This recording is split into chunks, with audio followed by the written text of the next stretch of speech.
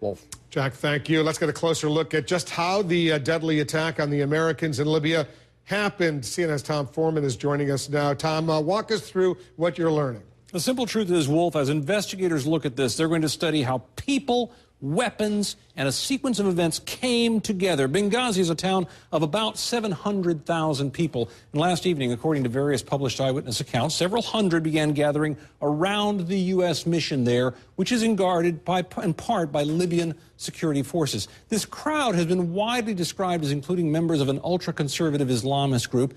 Precisely who they were, though, remains unclear, but U.S. officials are certain that within this group was an organized assault force intent on attacking the mission there.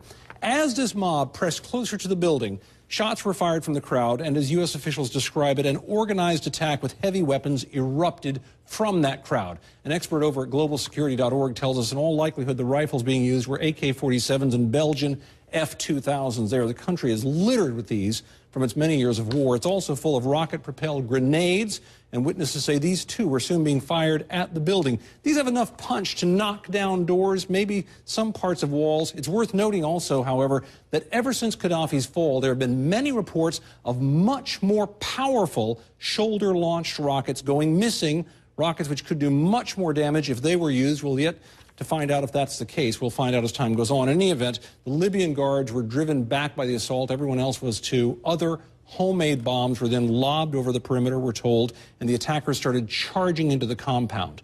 During all of this, U.S. officials believe the ambassador and others holed up in a safe room, as mentioned earlier. Then, as it filled with smoke, they tried to escape to the roof. They ended up caught between the attackers outside and the fires inside, and according to authorities, the ambassador was overcome by smoke, and smoke inhalation is what ultimately killed him. The whole affair, beginning to end, is believed to have lasted about 3 hours, Wolf.